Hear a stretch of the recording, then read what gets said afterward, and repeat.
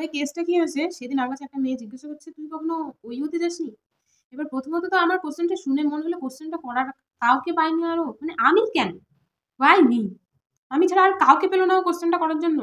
মানে এই দুঃখটা আমাকেই দিতে হলো। যাই হোক। তো প্রথমত কোয়েশ্চেনটা শোনার পর তো আমি তো কোয়েশ্চেনটাকে অ্যান্সারেবলই মনে করিনি। তো এবার টপিকটা চেঞ্জ করতে হবে, তাই তো? তো টপিকটা চেঞ্জ করতে গেলে কি ওটাকে এভয়েড করতে হবে। তো আমি ওকে বললাম যে, "দেখ ভাই ছেড়ে দে, আমরা পড়ি। এই জিনিসটা নিয়ে পরে কথা বলা যাবে। ঠিক আছে?" তো ও আবার সেই একই কোয়েশ্চেন করে।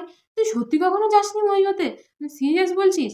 এবার ওকে আমি কি করে বোঝাই যে, "দেখ ওইওতে কারা যাবে? ওইও হচ্ছে তারা যাবে যাদের বাবার পকেটটা খুব ভারী। ঠিক আছে? এবং তুই ৫,০০০ ৬,০০০ আজকে উড়িয়ে দিলে কিছু যায় আসে না। কিন্তু আমি তো ভাই আমার বাবার কাছে ৳১০ চাইতে গেলে আমার ফেটে যায়। মানে আমি কি করে মানে এখন তো হাত পাততে গিয়ে আমার মানে বহুত লজ্জা লাগে।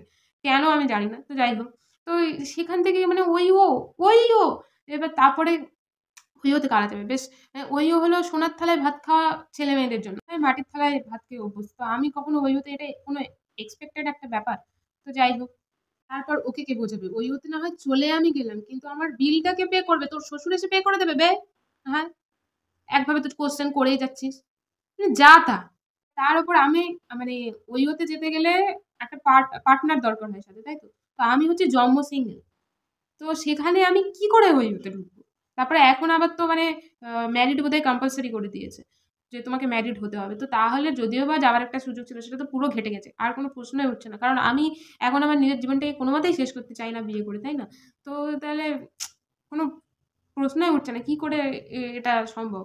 তো মানে এরা বোঝে না। এরা অযৌক্তিক প্রশ্ন আমার কাছে করে ভাই। কেন ভাই? মানে আর কাউকে পাস না দুনিয়াতে এই সমস্ত কোয়েশ্চেন করার জন্য? আমি? Why me ভাই? আমাকে ছেড়ে দে।